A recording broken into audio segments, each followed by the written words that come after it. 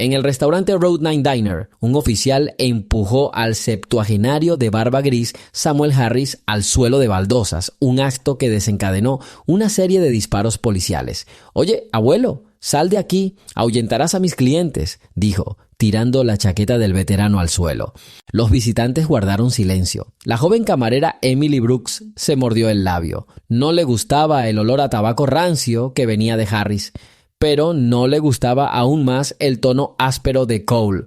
Samuel levantó lentamente la cabeza y en sus ojos, oscuros como medallas pulidas con pátina, no había ni súplica ni miedo, solo cansancio. Samuel se sentó en un taburete destartalado en el mostrador, tratando de calentarse las palmas de las manos con una taza de café barato. Su chaqueta militar, de la época de Vietnam, yacía sobre su regazo.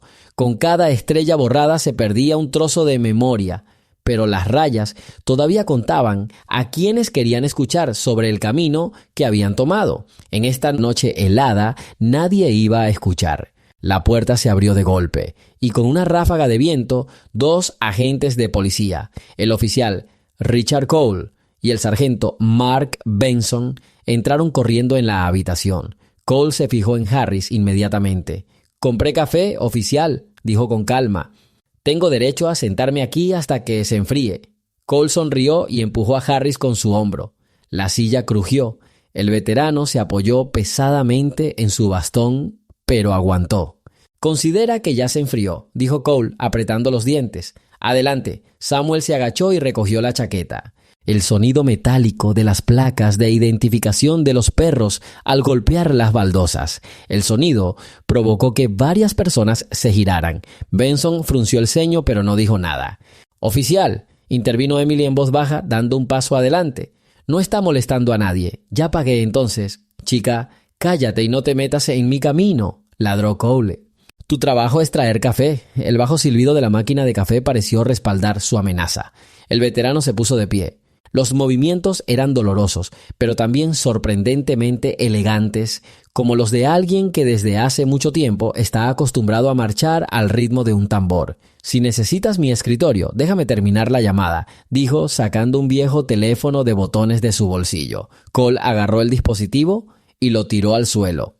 El plástico se quebró y la batería salió volando. Harris hizo una mueca, no de miedo, sino al recordar la explosión de un proyectil de mortero cerca en la línea del frente. «Ahora llama a quien quieras», se rió Cole. «No hay conexión». El silencio se hizo denso. Benson miró a su alrededor. Demasiados testigos, demasiados teléfonos móviles. Le susurró a su compañero: «Rich, basta, vamos al auto. Ficharemos al indigente por perturbar el orden público». Pero Cole ya tenía una idea del público y del poder. Metió la mano en el bolsillo y sacó unas bridas de plástico. «Está usted detenido por vagancia, resistencia e insultos a un oficial». Harris levantó la mano, sus dedos temblaban por la artritis. «No, señor», dijo Emily en voz baja. «¿Está seguro de que...?»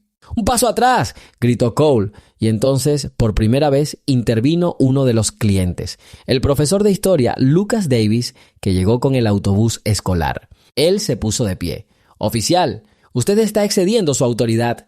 Este hombre es un veterano». «Siéntese, señor Libros Viejos», espetó Cole.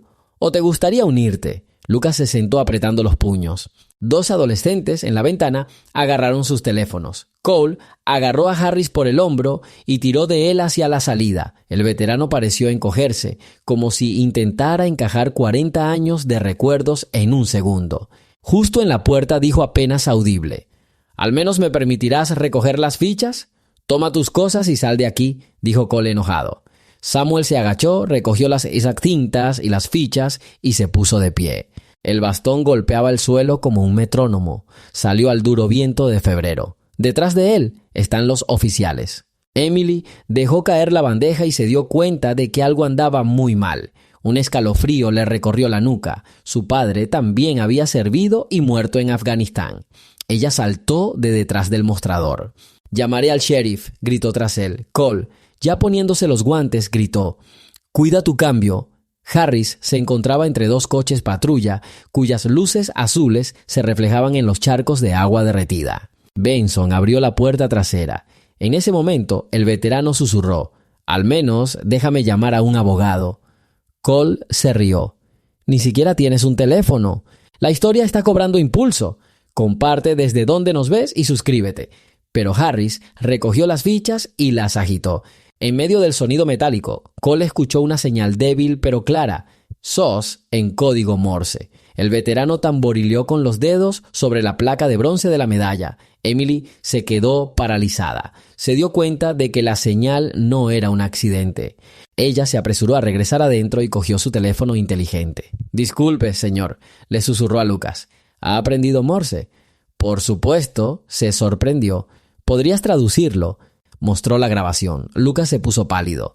Él llama. «Contacte a Jonathan Walker, inmediatamente».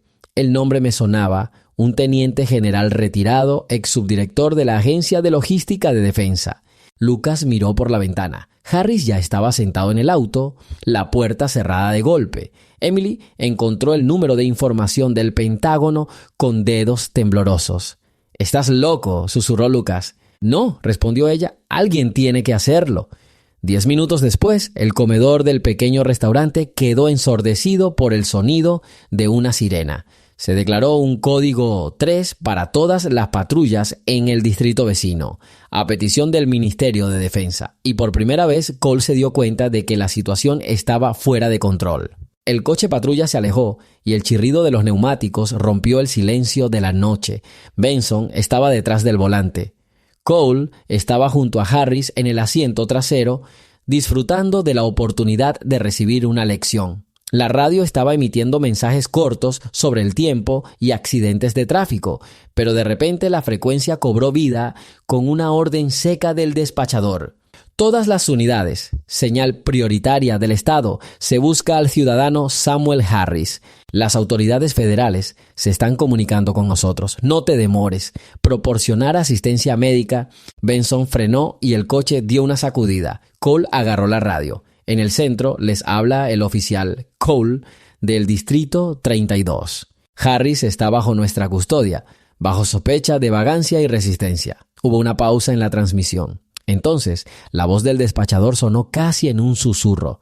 «Richard, libera al detenido inmediatamente. Un capitán del Servicio de Seguridad Nacional del Distrito está en camino para visitarte». «¿Tenías miedo de las autoridades?», murmuró Cole, guardando la radio. «Estos juegos me importan un bledo». Harris permaneció inmóvil, con la mirada fija en la ventana trasera, como si pudiera ver luces lejanas a través de la noche. Su palma reposaba sobre su rodilla y sus dedos aún temblaban. «Veo que la radio no es tu única amiga», murmuró Cole. «¿Crees que lo cerrarán? Eres una persona sin hogar, mayor, y nadie te necesita». Samuel se rió en voz baja. El sonido fue corto y ronco.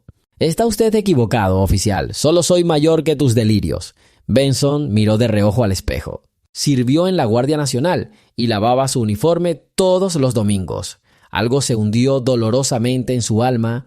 Este hombre de cabello gris podría ser su futuro. 10, 20 años, sin distinción. La luz roja en la intersección roció color sobre el asfalto mojado. Benson suspiró. «Rich, volvamos. Tengamos en cuenta el orden». «Demasiado tarde», espetó Cole. «Ahora lo llevaremos a la estación y lo solucionaremos». En ese momento, el antiguo teléfono de Samuel, que parecía estar destruido, comenzó a pitar silenciosamente. Cole se dio la vuelta aturdido. El casco roto estaba en el bolsillo de su chaqueta, pero ahora la pantalla parpadeaba en azul. En él aparecía un nombre: Walker HQ. «¿Cómo?», comenzó Benson. Harris miró hacia arriba. «Déjame responder. No seas tonto», dijo Cole con voz estrangulada y sacó la batería. Pero la pantalla seguía brillando, a pesar de que la batería estaba en la palma de su mano. Una voz, como de radio, llenó el salón. «Les habla el general Jonathan Walker. Oficiales, detengan el auto inmediatamente y liberen a mi amigo. Este es un pedido que supera su nivel de autorización». Cole se puso pálido. Intentó apagar el teléfono. Se apagó, pero la voz permaneció como si ahora llamaran al aire. «Quienquiera que seas, estás interfiriendo en el trabajo de la policía», dijo con voz ronca. «Esto es un crimen». «Oficial Cole», dijo la voz secamente, tiene 3 denuncias por abuso de fuerza, 2 de las cuales ya están en la fiscalía. Le aconsejo no añadir una cuarta. Mi gente viene, tiene 60 segundos. El segundero del panel parecía haberse congelado. Benson abrió la puerta y salió tratando de recuperar el aliento. La nieve caía cada vez más fuerte. Los copos caían sobre el marco y un foco brillante iluminó la carretera. Un todoterreno con matrícula diplomática. De ella surgió una mujer alta con abrigo formal, la directora del Departamento de Seguridad Interna del distrito, Monica Pratt. Ella mostró su identificación y los faros del coche iluminaron el emblema del servicio secreto. «Oficiales», dijo fríamente, «entrégueme al detenido, inmediatamente». Cole intentó decir algo, pero su lengua se pegó al paladar. Harris salió con la ayuda de Benson. Pratt le ofreció la mano al veterano. «Sam, lo siento por ser lento. Atascos de tráfico». «Está bien, Mónica, pero hay trabajo». Se dirigió a los oficiales. «Recuerden, muchachos, el orden no está en el uniforme, sino en la conciencia». Cole apretó los puños. «Hasta luego». «No lo creo», respondió Pratt. «Mañana tu uniforme ya será objeto de archivo». Mientras el todoterreno se alejaba, Harris apoyó la cabeza en el asiento. Sacó una hoja de papel arrugada y se la entregó a Pratt. «Necesitamos proteger a estas personas, la camarera, la profesora, esos adolescentes». «Lo sé», asintió ella. «Ya está en el programa de protección de testigos». Cerró los ojos. La nieve golpeaba el techo como el redoble de tambores de un desfile en la avenida Pensilvania. Mientras tanto, en el Route 9 Diner, Emily sirvió café en el filtro, con las manos temblorosas. Lucas sostenía su teléfono. El Pentágono estaba devolviendo la llamada, confirmando que se había recibido la señal. Una figura civil apareció en la puerta, el capitán Charles Gray, de la Fuerza Policial del Condado. Se acercó con el rostro tenso. «¿Tienes esta grabación Morse?» Lucas asintió y encendió la pantalla. Gray escuchó, palideciendo cada segundo que pasaba. «A partir de hoy estás bajo protección federal», dijo en voz baja. «El oficial Cole ha sido suspendido y se ha iniciado una investigación».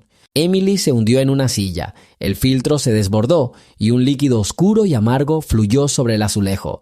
Ella lo miró como si fuera sangre y de repente comenzó a llorar, de alivio y de miedo. A la mañana siguiente, periodistas, abogados, oficiales y un grupo de veteranos condecorados se reunieron en la sala de conferencias del sótano del Palacio de Justicia del Condado. Harris se encontraba de pie frente a un sencillo atril de madera. Frente a él hay una cámara de un canal de televisión local, encendida a petición de la fiscalía para dar publicidad. Sin plataformas de internet, solo transmisión. «Caballeros», comenzó el fiscal Alan Perkins, «ayer presenciamos un flagrante abuso de poder. Sin embargo, el incidente es solo la punta del iceberg. El señor Harris proporcionó documentos que revelan el programa ilegal Ciudad Limpia». Abrió la carpeta. Contratos entre el Departamento de Policía y la empresa de seguridad privada Licorice Group. La idea es obligar a los veteranos sin hogar a abandonar el centro de la ciudad para construir un desarrollador comercial. Se pagaban bonificaciones por cada objeto limpiado. Se produjo un zumbido en la sala. Uno de los periodistas gritó: «¿Cuántas personas resultaron heridas?» «No menos de 123», respondió Perkins con dureza. La investigación continúa. El fiscal le cedió la palabra a Harris. El veterano se acercó apoyándose en un bastón. Su voz era tranquila, pero la habitación quedó en silencio. «Me echaron ayer porque les recordé una guerra que es más fácil olvidar.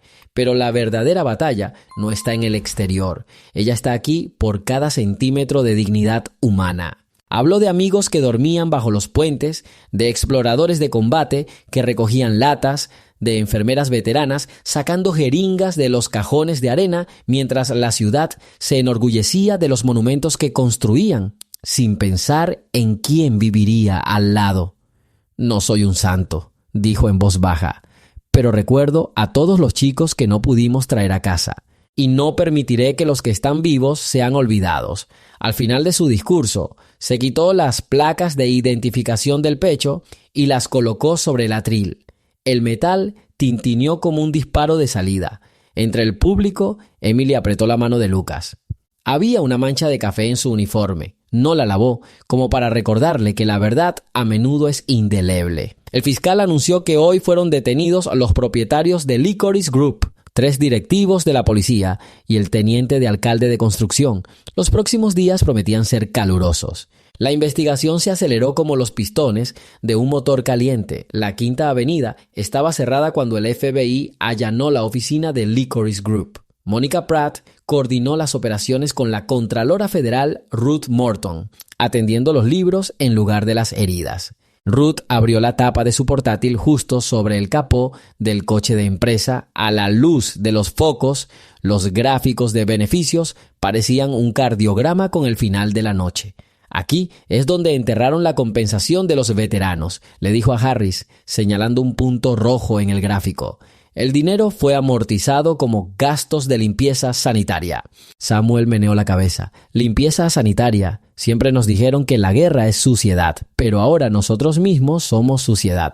2 cuadras más abajo, el viejo motel Marlin mantuvo las luces encendidas durante días. Perkins y sus asistentes estaban desempacando cajas de archivos que habían sido sacadas del ayuntamiento en virtud de una orden judicial. Lucas, liberado de clases, ayudó a clasificar. Tenía en sus manos una fotografía, una ceremonia en el monumento a los héroes de Afganistán, el alcalde sonriendo y junto a él un joven y esbelto capitán del servicio médico, Harris. Un niño delgado, con un ramo de flores, estaba acurrucado en la esquina del marco. Lucas se dio cuenta de quién era. «Sam», dijo en voz baja, «fuiste un héroe en esa ceremonia. ¿Por qué acabaste en la calle?» El veterano suspiró. «Me negué a firmar un contrato para suministrar equipo médico barato a un hospital de veteranos». Dijo que era una estafa.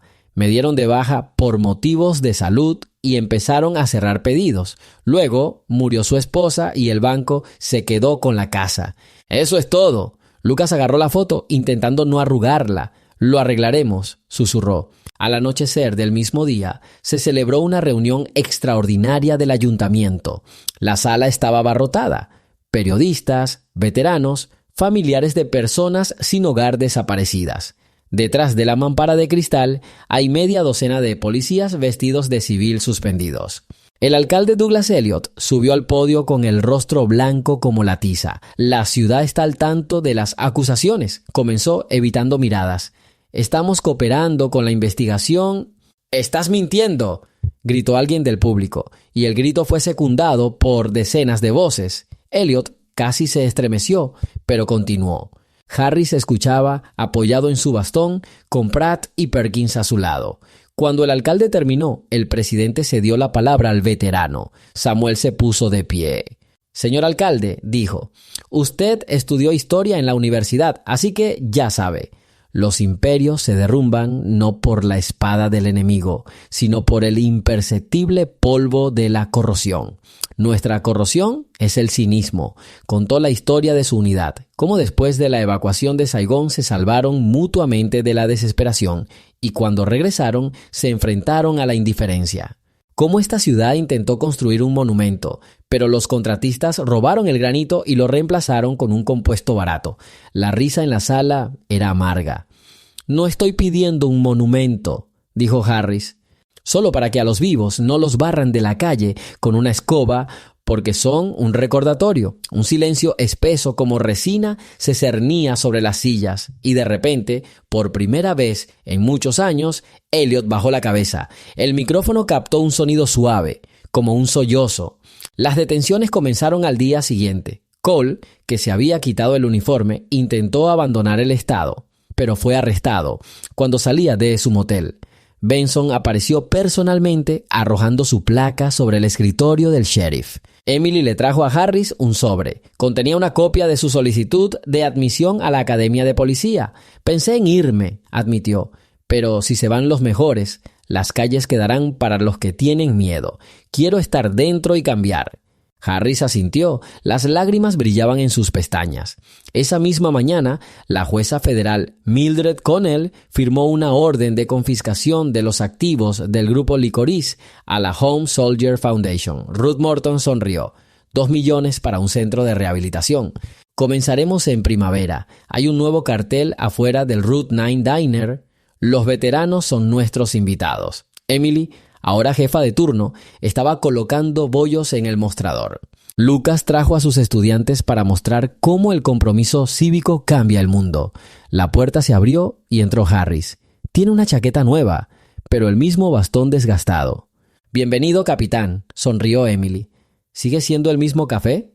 Hoy es por cuenta de la casa». Se sentó y por un segundo el silencio volvió a llenar la habitación, pero esta vez fue un silencio de respeto. Lucas empujó a un estudiante de 5º grado con un proyecto de guerra, quien le entregó a Harris un modelo de papel de un monumento. «Hice esto para una exposición escolar». «Es cierto que el granito no fue robado», dijo el niño avergonzado. Samuel rió suavemente. «Entonces tienes un futuro». Miró por la ventana. La nieve se había derretido y los charcos brillaban sobre Tzofat, el lejón sobre el asfalto. En el reflejo del cristal se vio a sí mismo, canoso, arrugado, pero con la espalda recta. «La vida es una larga marcha», susurró el veterano. «Lo principal es no tropezar con tu propia sombra». En ese momento, el teléfono de Mónica Pratt vibró en su bolsillo. Washington había iniciado las audiencias sobre la reforma del programa de beneficios para veteranos. Ella miró a Sam, quien asintió. Era el momento. Pratt salió. El viento traía el olor a canela de la cocina.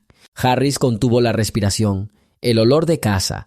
Él tomó la taza. El metal de las fichas tintineó suavemente contra la porcelana. Parecía como si toda la ciudad estuviera escuchando.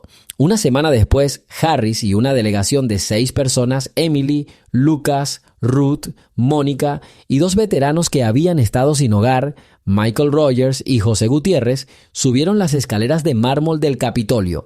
El Comité de Asuntos de Veteranos ha convocado una audiencia de emergencia para examinar cómo el programa Ciudad Limpia de la ciudad se ha convertido en una máquina para ocultar el dolor social. Los pasillos olían a pulimento y a política. La gente con trajes grises se apresuraba como si estuviera vendiendo tiempo. Harris caminaba lentamente, no porque le dolieran las articulaciones. Sabía el valor de cada paso. 30 metros bajo fuego, cerca de Who, 40 pasos hasta la oficina de la Junta Médica.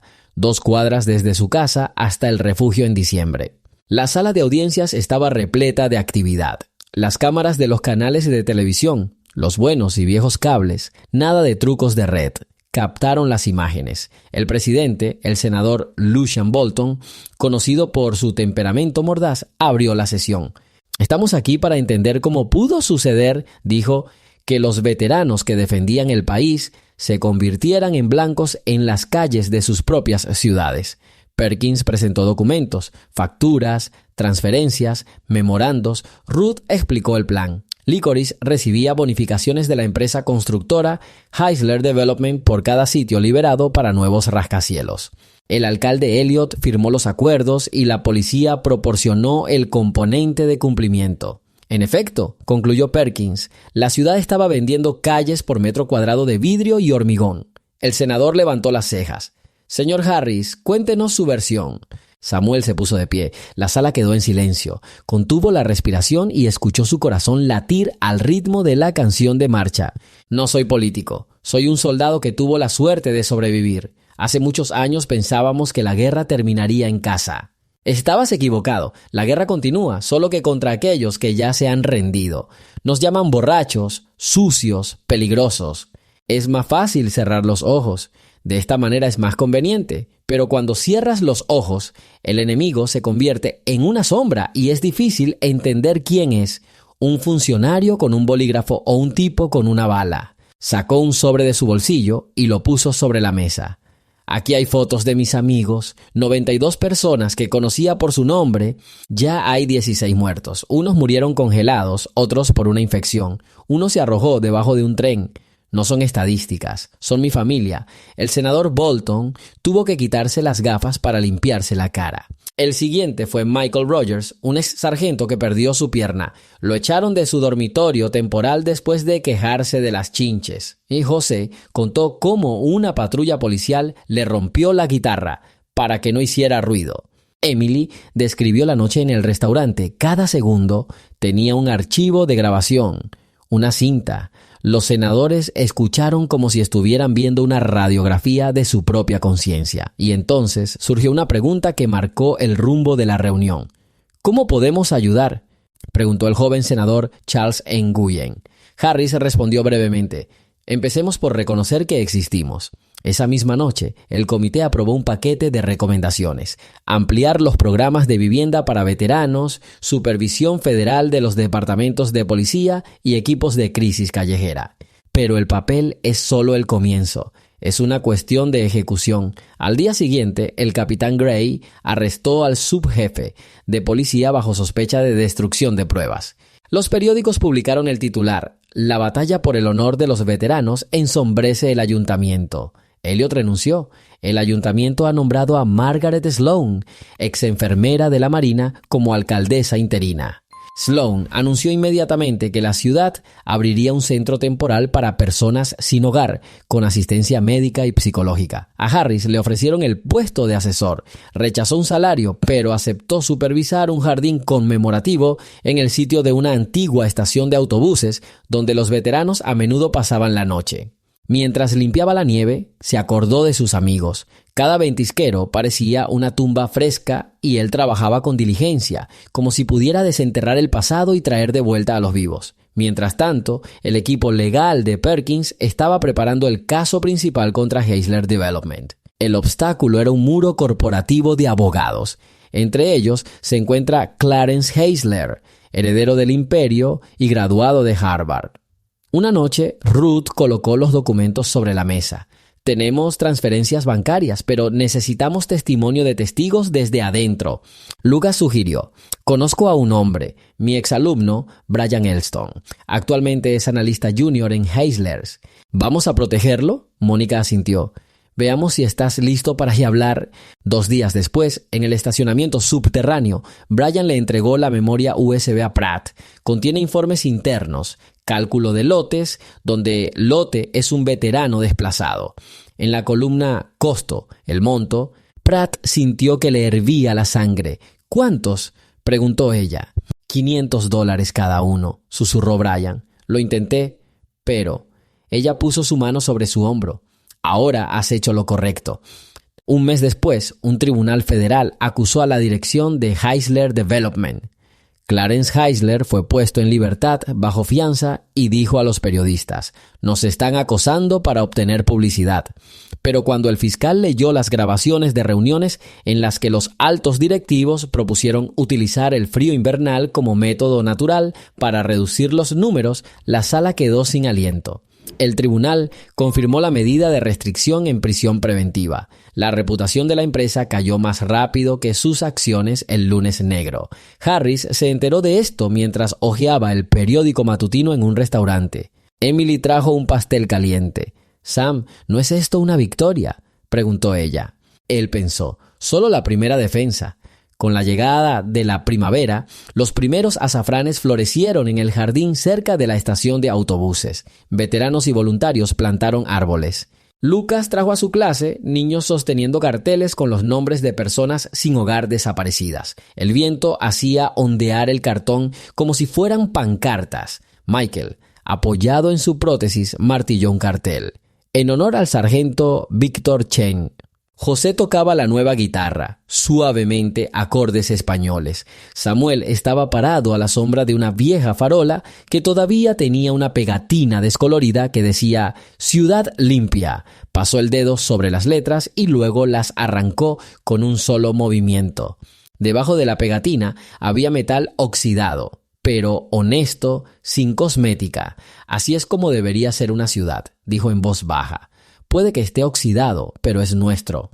El senador Bolton se acercó a él con cara cansada. «Capitán Harris, el comité propone establecer una medalla al valor civil y te lo daré primero». Samuel sonrió tristemente. «Gracias, senador. Pero si me lo permitís, lo aceptaré en nombre de aquellos que no vivieron para ver la primavera». «Por supuesto». El sol de la tarde tiñó el cielo de color ámbar. Y en esa hora brillante, por primera vez en muchos años, Harris sintió que su espalda estaba recta no por dolor, sino por orgullo. Durante el verano, la ciudad celebró la apertura de un centro de rehabilitación que lleva el nombre del veterano George Kelly, uno de los 92 amigos de Harris, cuyo retrato ahora se encuentra en el vestíbulo. El edificio, restaurado con bienes confiscados al grupo Licorite, brillaba con pasillos luminosos y olor a pintura fresca. Pero el olor a esperanza era aún más fuerte. En las salas se hacían camas, en el aula de terapia ocupacional se montaban tornos y en el salón de actos los alumnos de Lucas montaban la exposición «La historia está cerca». Samuel caminó por el pasillo, acompañado por Mónica Pratt, ahora subsecretaria de Seguridad Nacional del Estado. Todos los que conocimos nos saludaron y muchos nos extendieron la mano. Él asintió tímidamente. No estaba acostumbrado a llamar la atención. En la sala de fisioterapia, Michael estaba trabajando en la máquina de ejercicios. La prótesis brillaba. El nuevo modelo fue un regalo de la fundación. «Sargento», dijo Harris con una sonrisa, «¿cómo está su pierna?» «Mejor que cuando era real», respondió Michael bromeando, secándose el sudor. En el consultorio del psicólogo, José enseñó música a los jóvenes voluntarios, explicándoles cómo la guitarra les ayuda a respirar cuando el alma se les ahoga. Harris escuchó un par de acordes. La melodía traía el olor de una jungla lejana y de aspas de helicóptero, pero ahora sin horror, solo un eco. En una de las aulas, Emily estaba sirviendo té para los invitados. Llevaba un uniforme de academia de policía, se graduaría en otoño. Cole y Benson acudieron a los tribunales. Benson cooperó, recibió una sentencia suspendida y ahora trabajaba en una cafetería municipal. Cole esperaba la sentencia. «No puedo creer que este lugar sea real», le dijo a Harris. «Como un sueño». «Un milagro es simplemente la suma de pequeñas decisiones», respondió. De repente sonó el teléfono de Pratt. Ella escuchó, palideció y le entregó el teléfono a Harris. «Esta es la Casa Blanca». Samuel colocó cuidadosamente el receptor en su oído. Él asintió, escuchando, luego exhaló. «Yo, gracias». Le devolvió el teléfono a Pratt con manos temblorosas. «¿Qué?», preguntó Emily. «El presidente quiere presentar una ley sobre el programa nacional Honor del Servicio. Me pide que actúe». «¿Estarás de acuerdo, sir?». Ella se sorprendió. «Lo pensaré», sonrió. «Todo empieza con el habla, pero continúa con las acciones». 4 meses después, Harris se encontraba en las escaleras del monumento a Lincoln. Las luces de la tarde se elevaron sobre el estanque reflectante. El viento venía del Potomac, trayendo el olor de hojas y granito mojado. Frente a él hay cientos de personas, veteranos, familias, estudiantes, trabajadores, sin pantallas publicitarias ni logotipos llamativos, solo caras. Pensó su discurso, pero dejó los papeles en su bolsillo, respiró profundamente y dijo: «A miles de kilómetros de aquí he aprendido una regla sencilla: luchar y rescatar a los heridos. Hoy el país está herido por la indiferencia. Necesitamos rescatarlo». Habló del vino y del deber de la memoria. Citó a su comandante: «Un hombre nunca termina mientras sea recordado». Pidió a los oyentes, no a los legisladores, que registraran las historias de sus vecinos, porque los archivos son más humanos que los archivos. En un momento dado, su voz tembló, dijo el nombre de su esposa, Julia, y miró al cielo. «No soy un ángel», añadió. Estaba enojado, quería morir, pero si él muriera, ¿quién contaría esta historia? Así que vive. Y cuéntanoslo. Y cuando veas a alguien que huele a calle, recuerda que es el olor de las mismas calles por las que caminas. El aplauso fue largo, pero no ensordecedor, respetuoso. Algunos se secaron los ojos, otros se llevaron las manos al corazón. Las cámaras de televisión federales estaban transmitiendo en vivo, la única vez que aceptó aparecer ante los medios, porque la cobertura significaba tratamiento. Después del discurso, el senador Nguyen se acercó a Sam. Le extendió la carpeta. «El proyecto de ley está listo. Sin tu nombre, pero con los nombres de los 92. ¿Puedo saludarte?» Harris asintió. El documento está en letras grandes. Acto de recuerdo de los que quedaron. A continuación, se muestra una lista de nombres. En otoño volvió a nevar en la ciudad. Temprano, el Route 9 Diner celebró su aniversario. Emily ahora lleva uniforme de oficial, pero vino vestida de civil, ayudando en la cocina. Tradición. Lucas trajo el coro de la escuela al escenario. Olía a canela y menta. «Atención», dijo, Queremos cantar la canción que escribió José sobre los héroes sin marchas. La guitarra empezó a sonar. Las voces de los niños transmitían la letra. Un hogar es un hombro, no un techo. La memoria es un jardín, no una piedra. Samuel se sentó junto a la ventana, escuchando. Vio su reflejo en el cristal. Su cabello era completamente blanco, su piel como un pergamino viejo, pero sus ojos eran claros. Michael se acercó y entregó la caja. Hay una medalla dentro, pero no el del comité. Hecho en casa. Una placa redonda de un viejo casquillo y un cordón de paracord. Queríamos recordarles que el honor no requiere oro, dijo Michael. Harris cerró la caja. Lo principal es que el corazón es más pesado que el metal, respondió en voz baja. Al final de la velada salió al porche. La nieve estaba iluminada por linternas y cada copo de nieve era claramente visible, como un alma separada. A lo lejos se oía el silbido de un tren de carga, el ritmo de un país que todavía está aprendiendo a ser agradecido. Lucas estaba cerca. Capitán, el jardín necesita estar preparado antes de la primavera. Los niños quieren hacer un callejón de estrellas. Cada estrella es una historia. ¿Te ayudaré?, sonrió Harris. Soy un buen excavador. Ellos se rieron, luego silencio.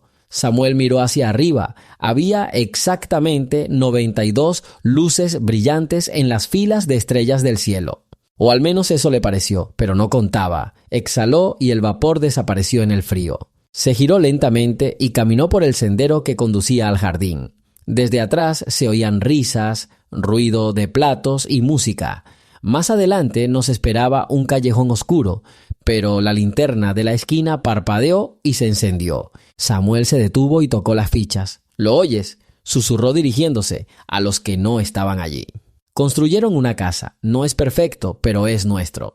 Satisfecho de que el silencio fuera aprobado, siguió adelante.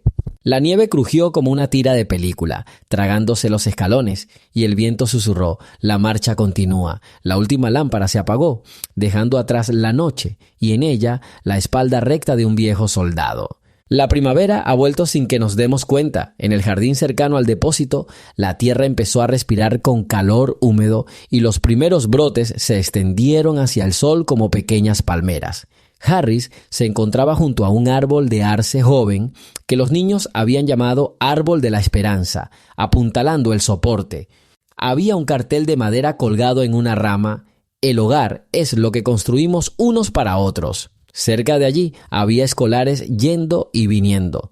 Algunos distribuían paquetes de semillas, otros cavaban con linternas alimentadas con energía solar.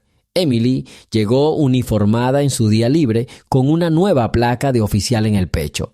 Bromeó con los niños, mostrándoles cómo sostener una pala correctamente para no lastimarse la espalda. Michael estaba empujando una carretilla con tierra. José estaba tocando una tranquila melodía de blues. Olía a madera húmeda y a futuro.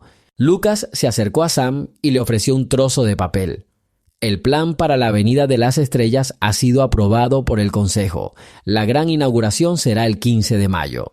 Harris leyó: a cada estrella se le dio un nombre de una lista de sus 92 amigos. Gracias, dijo, y sintió que le ardían los ojos. Un viento ligero susurraba entre las ramas. Al mirar hacia arriba, Samuel notó un pequeño paracaídas blanco de una semilla de arce flotando contra el fondo azul. Él sonrió. ¿Lo viste?, preguntó a los niños. Hasta un árbol lo sabe. Para vivir hay que arriesgarse a volar. Los niños rieron y asintieron. Alguien arrojó una pala de tierra y un chorro de tierra negra cayó sobre las botas de Harris. No se lo quitó de encima. La tierra estaba cálida y familiar. El sol se ponía en el horizonte, pintando el jardín de color cobre. Samuel sostuvo las fichas a contraluz, el metal reflejó el rayo como la primera estrella, y en esa luz, tranquila y cálida, comprendió: la marcha continúa, pero ahora el ritmo lo marcan los corazones y jóvenes. Puso las fichas en su seno y dijo: es hora de regar, y agarró la manguera como si asaltara una colina, pero con el arma pacífica del agua.